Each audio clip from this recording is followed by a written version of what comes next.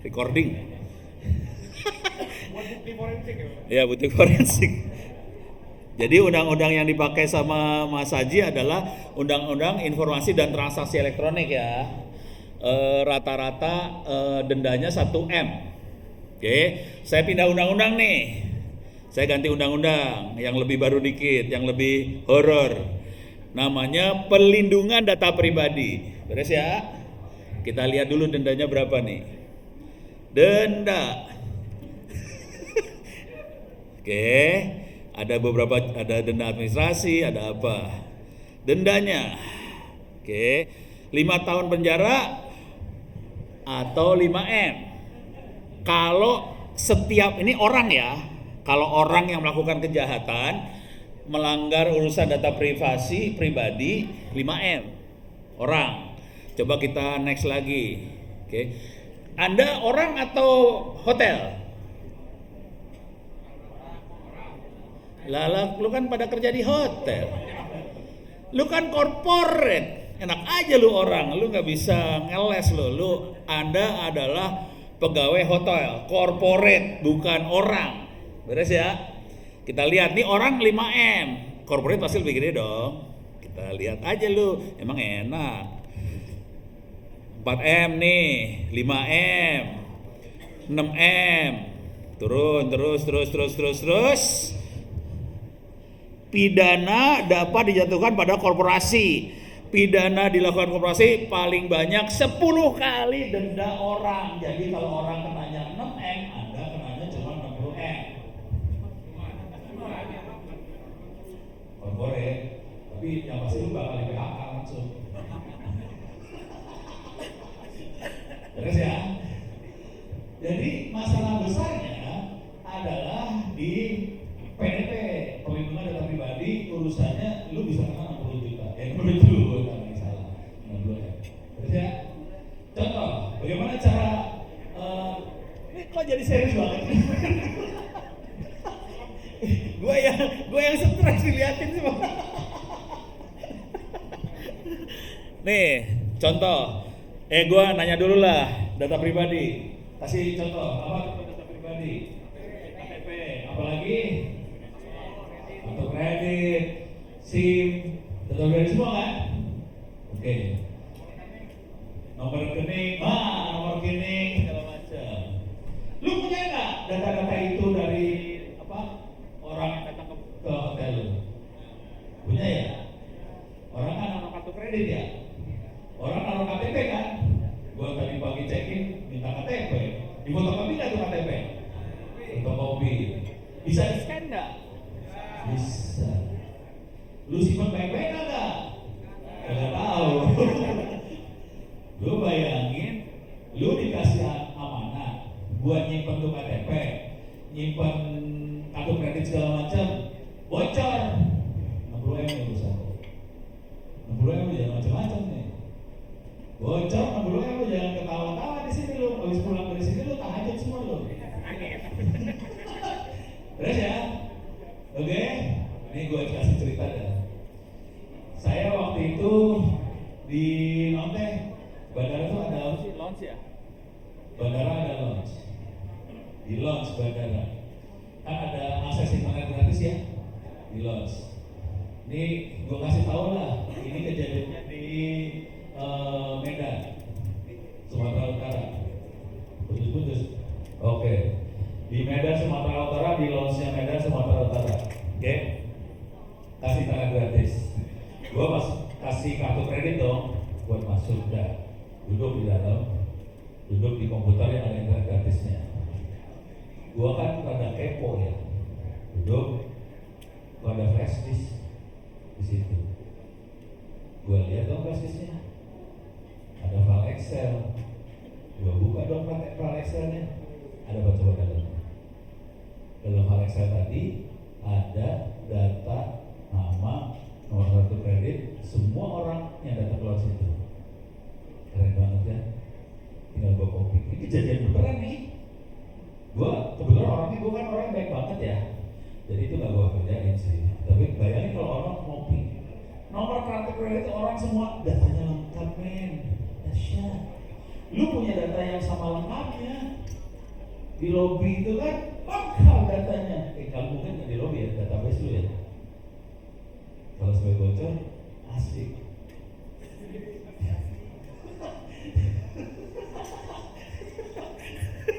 Asli ngebolongin gitu mah gampang banget.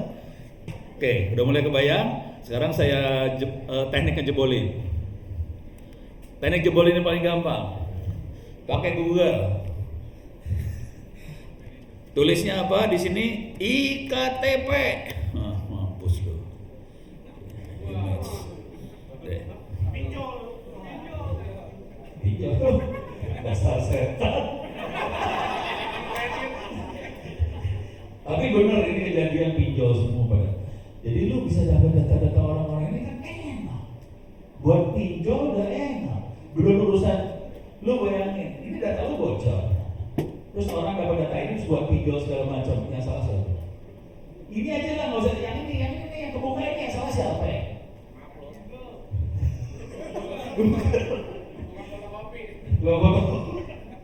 Oke. Dia bayangin hidupnya Mas Haji ini gimana coba? Dia suruh nyari terdakwa. Ini udah kayak gini barang buktinya, terlepas di Google lu siapa yang mau ditangkap? Mampus dulu. Parah nih. Ini kondisi republik lu tuh kayak gini. Bayangin saya pakai KTP ini ya. Kalau saya jahat banget sih, saya cek KTP sendiri. Ya, rada susah tapi bisa kan? Nyetak KTP sendiri. Gue datang ke hotel, gue pura-pura jadi orang lain, bisa kan? Bisa. Kacau. Kebuka loh. Mau lebih goblok lagi bisa, yang lebih tolol lagi. Nih, masuk ke Play Store. Play Store ya, bisa diakses oleh Play Store ya. Oke, gue akan search IKTP aja. IKTP. Download, banyak banget aplikasi yang kita bisa ambil data IKTP orang. Dari saya, data IKTP bisa diambil nih data IKTP orang ya. Kalau yang rada gila, ini cerita beneran sih. Teman-teman biasa anak-anak IT kan rada-rada error kadang-kadang ya. Di IKTP kan kayak ini ya, kayak Imani ya. Ada IKTP yang baru kan kayak Imani. Kalau sistemnya rada canggih, kita bisa ngecek tag dari KTP kan? Tahu nggak yang dikerjain sama anak-anak? Ada gelo di anak-anak. Ini KTP, ada tagnya nih, bisa dibaca sama RFID kan? NFC bisa baca ya? Dibaca sama NFC.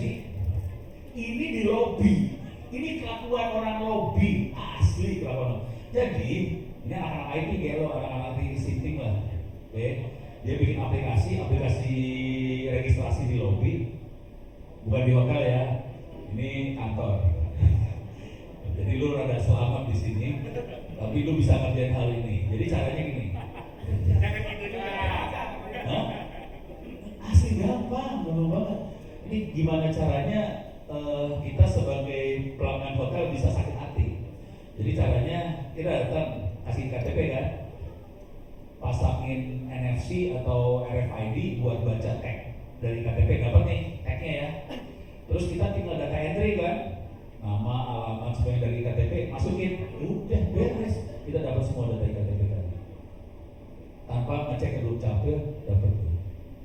Bayangkan kalau ini adalah grup hotel ya, hotelnya banyak banget ya.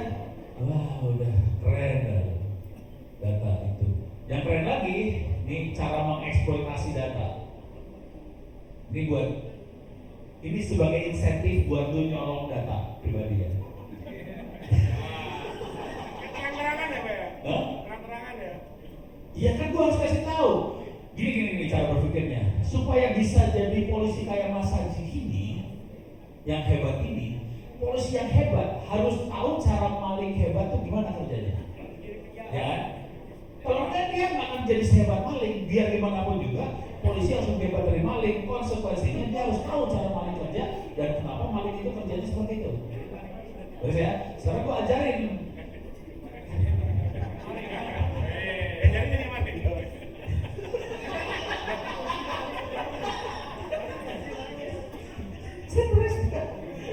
Gini. Ini Ini logika sederhana dulu nih, logika. Udah beres ya? Beres. Gua kasih tahu lagi dikit lah. Bukan hanya IKTP doang yang jebol mah banyak. Lu nggak usah jauh lah.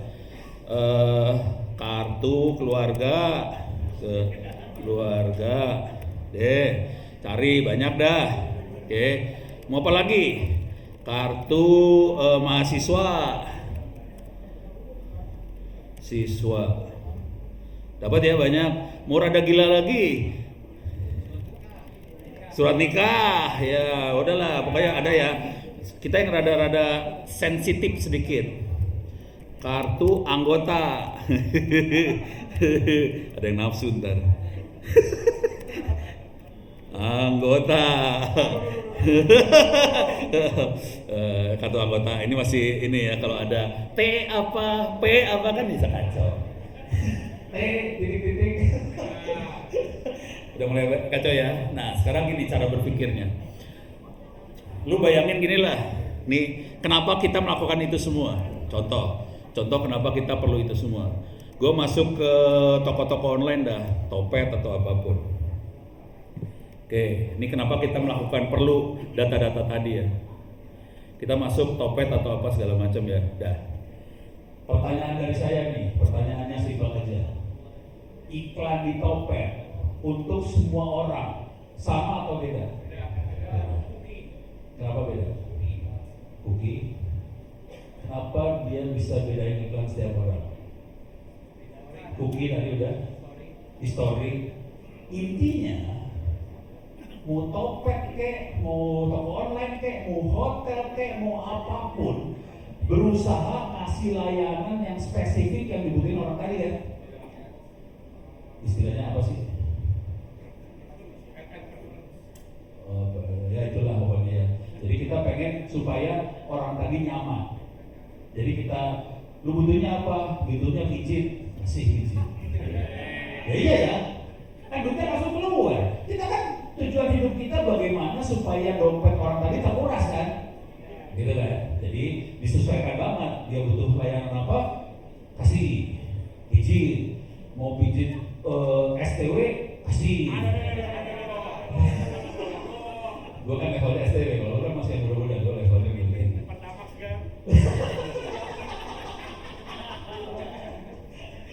Beres kan?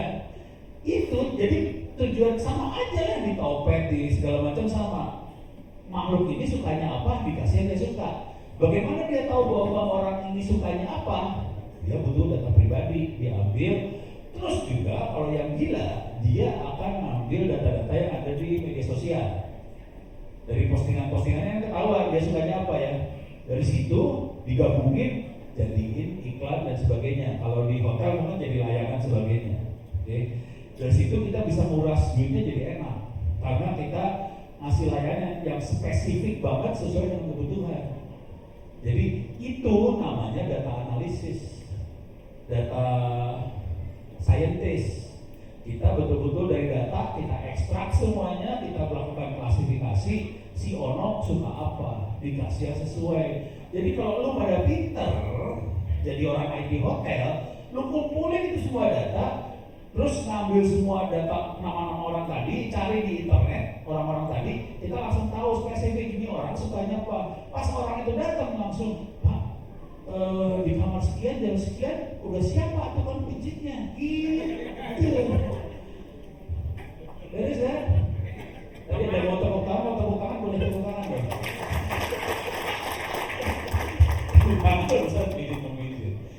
Beres ya? Oke. Itu kira-kira gambar globalnya.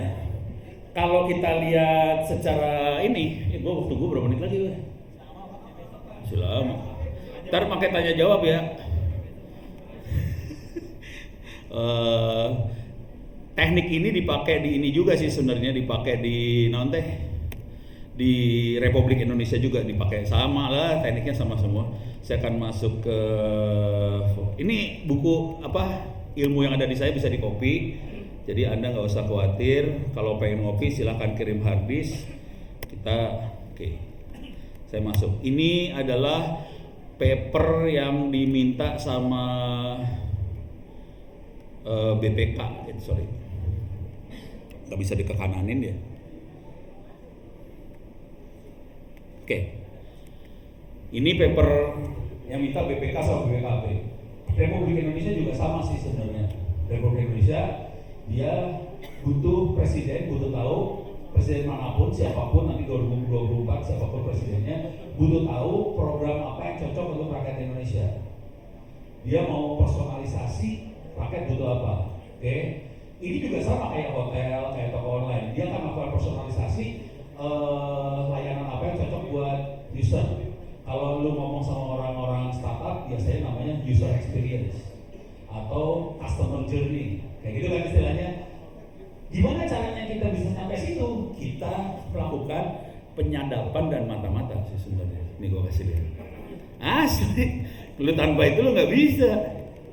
Nih, jadi ini yang harus dikembangin, proses ini yang harus dikembangin nih. Lu sadap, lu mata-matain. Ini misalnya gini ya, ini gue kasih tahu. Jadi misalnya dipasang wifi di hotel, pasangin wifi, kita monitoring aja. Orang ini sukanya masuk situs apa sih?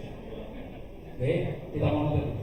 Syukur-syukur lu bisa sampai lebih spesifik. Misalnya dia suka masuk ke online, belanjanya apa. Nah, kalau kita bisa dapat spesifik banget, kita ujungnya kita bisa di sini customer journey kesininya jadi bagus banget. Ya. Prosesnya adalah gini, mata-mata. Oke. Di sini dikumpulin semua data, bisa pakai tadi history dari cookie apa segala macam. Kalau itu bentuknya mesin, kita bisa pakai Internet of Things, IoT segala macam, bisa dikumpulin ke data, kemudian dianalisa oleh data scientist. Outputnya cuma 2, klasifikasi sama dukun. Dukun itu kita bisa melihat ke depan. Ke depan kira-kira apa yang dibutuhkan oleh orang yang datang ke hotel kita. Kita bisa melihat ke depan, forecasting ke depan, dan ini juga dilakukan oleh Republik, oleh Presiden, Menteri dan sebagainya. Dia forecasting ke depan, kira-kira orang butuh apa, dia akan bikin program supaya mendukung forecast tadi. Jadi ini semua nanti dimasukin ke Presiden, Direktur segala macam, jadi program di sini. Cuman ujung sebelah sininya adalah Anda melakukan mata-mata sih sebenarnya. Mata-mata kunci banget. Jadi konsekuensinya, lu waktu mau pasang sistem, lock itu dijaga baik-baik.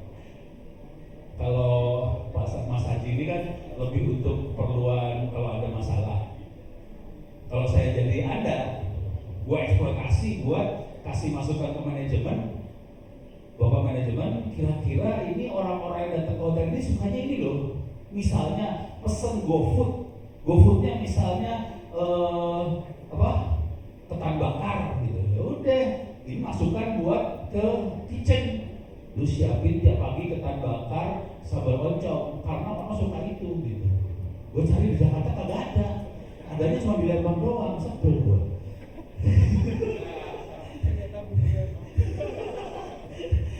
Jadi bisa kayak gitu sebenarnya itu. Ya bukan cuma buat ini ya. Oke, bisa itu. Waktu masih ada sekitar 5 menit, Pak. 5 menit. Yang ngomong siapa sih? Oh, bos. Siapa bos? Oke. Sekarang buat anda buat belajar lah. Oke, buat belajar silakan akses ke sini. Ini nama websitenya, ini free, gratis. Gue kagak iklan. Ini gratis. Silakan lu akses. Nama alamatnya opencourse.itts.ac.id. Diulang ya, opencourse.itts.ac.id. Free, gratis. Silakan belajar di situ. Gak usah bayar apa-apa. Bayarnya gede, bayar deh. Kalau nggak bayar kayaknya enak ya. Lu bayarnya gampang. Tiap kali habis sholat, lu doain buat yang bikin supaya amal ibadahnya diterima. Nah, ya. Terus ya, gitu ya, bayar itu aja. Ini free. Sekarang gua kasih lihat masalah paling besar yang ada di Republik Indonesia.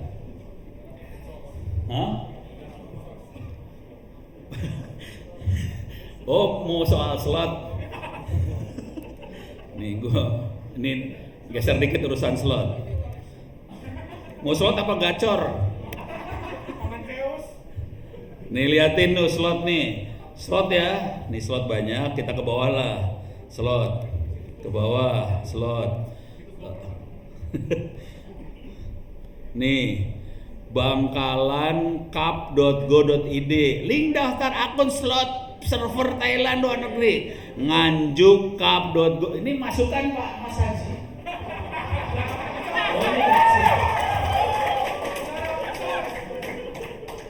Biar kebaca.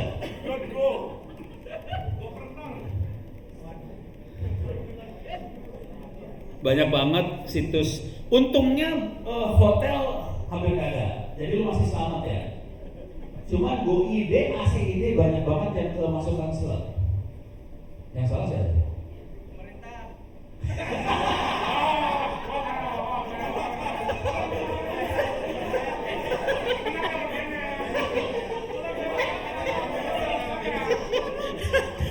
Oke, sekarang gue balik keluar. Aduh beres ya.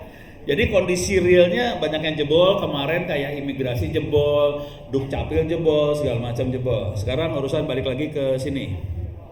Course. Oke. Ini free. Kita lihat bangsa ini pengen pinter ternyata. Oke. Dan gue kasih gratis. Yang daftar itu ada sekitar, turunin bawah dikit.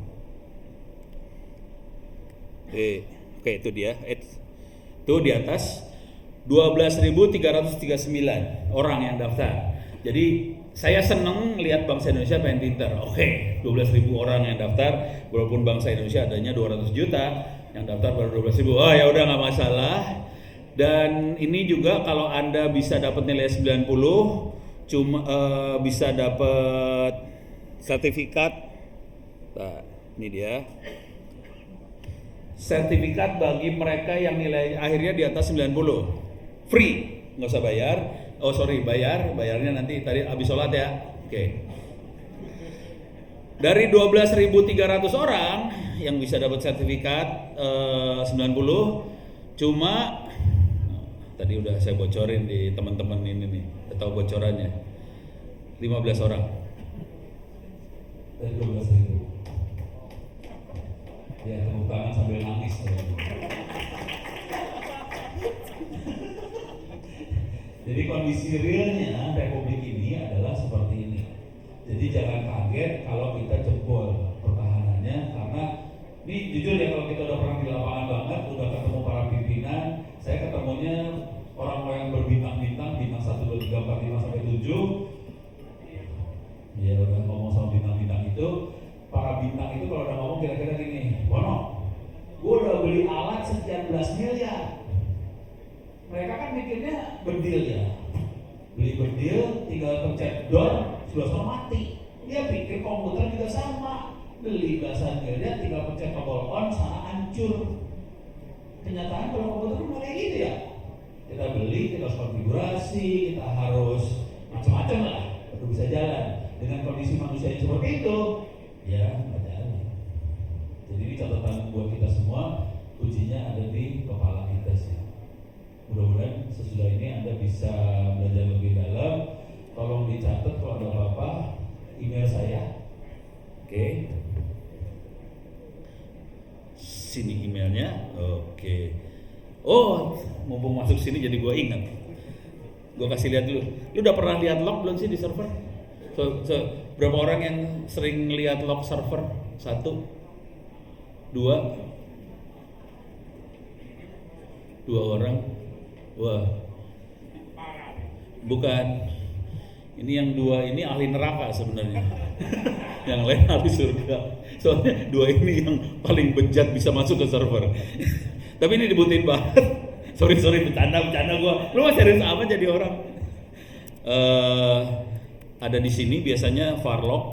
Oke, bentuknya kayak gini, tidak manusiai. Saya kasih lihat more auth-log. Jadi misalnya ini bentuknya kayak gini sih kalau lihat log.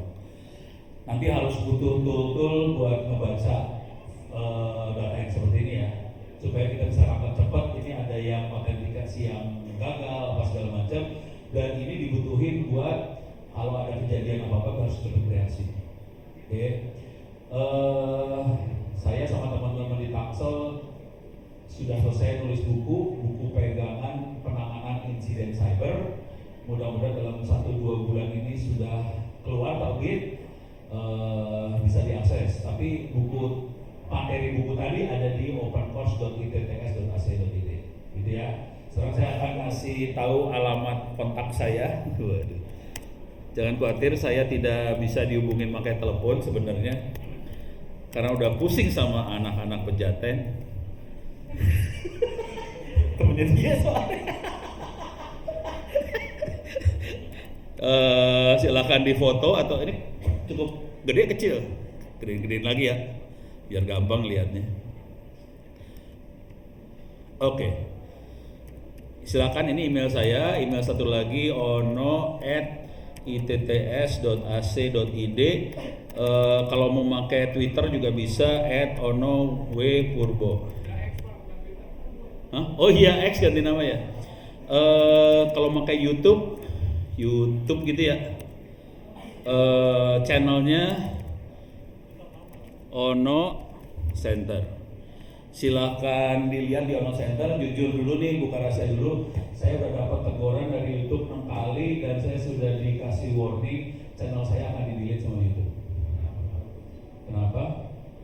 Karena terlalu banyak video-video tentang hacking.